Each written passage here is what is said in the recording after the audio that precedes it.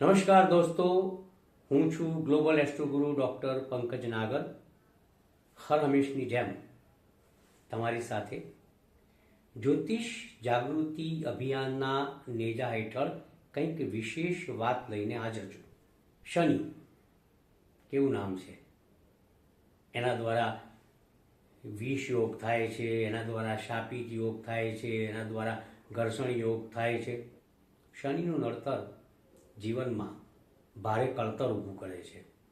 આજે આપણે શનિની સાથે જ્યારે ચંદ્ર જોડાય અને એક વિષ યોગનું સર્જન થાય છે એની એક વિશેષ વાત. મિત્રો, ચંદ્ર સૌમ્ય ગ્રહ છે, શનિ ક્રૂર ગ્રહ છે, બંને એકબીજાના પરમ શત્રુ ગ્રહો છે.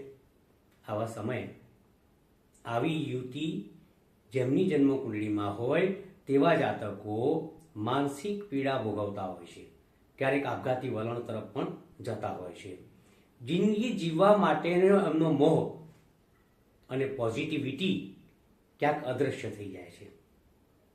એક સરળ વિધિ બતાવું છું, યોગ્ય લાગે તો કરજો, પરંતુ મને અને મારી પાસે આવનારા લોકોને તેના અદ્ભુત પરિણામ મળ્યા છે.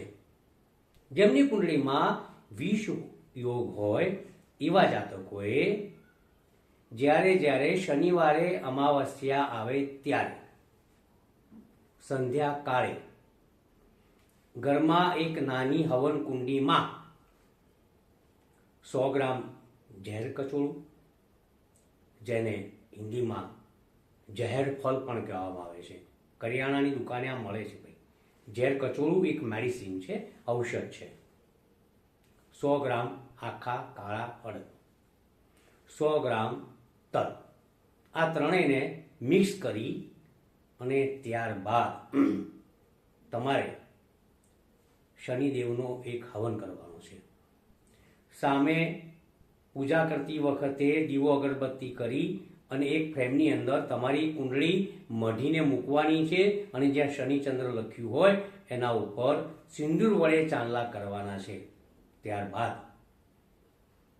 આ યજ્ઞ પેટાવવાનો છે, શુદ્ધ ઘીનો એમાં ઉપયોગ કરવાનો છે અને શનિનો એક અતિ સામાન્ય બીજ મંત્ર જેની 11 માળા તમારે કરવાની રહેશે. ઓમ પ્રામ પ્રીમ પ્રોમ સહ શનિશ્ચરાય નમઃ.